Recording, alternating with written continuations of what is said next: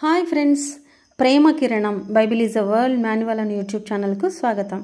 మనం ఈరోజు ఆదికాండము 1వ అధ్యాయము 9-10 వచనములను గురించి తెలుసుకుందాం. దేవుడు ఆకాశం క్రిందనున్న జలములకు చోటనే కూర్చోబడి ఆరిన నేల కనబడునుగా కాని పలుకగా ఆ ప్రకారం ఆయను. 10వ వచనం, దేవుడు ఆరిన నేలకు భూమి అని పేరు పెట్టెను, జలరాశికి ఆయన సముద్రములని పేరు పెట్టెను. అది మంచిదని దేవుడు చూచెను. మనం 10వ వచనాన్ని గమనిస్తే మనకు 2 గొప్ప పదాలు కనబడతాయి.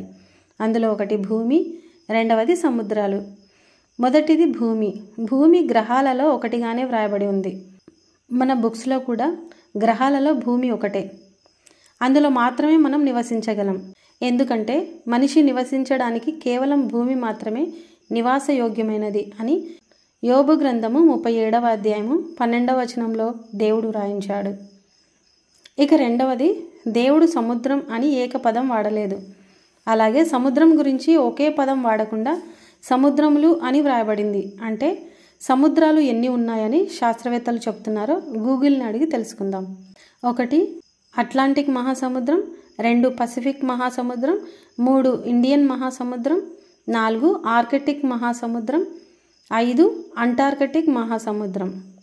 ఈ 5 సముద్రాలు కలిసి ప్రపంచంలోని మొత్తం నీటి విస్తీర్ణంలో సుమారు 71% భాగం ఉన్నాయని అంచనా.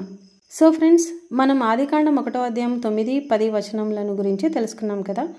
ఇక నెక్స్ట్ టాపిక్లో మరొక వచనం గురించి తెలుసుకుందాం. అంతవరకు దేవుని కాపుదల మనందరితో ఉండునుగాక. ఆమెన్.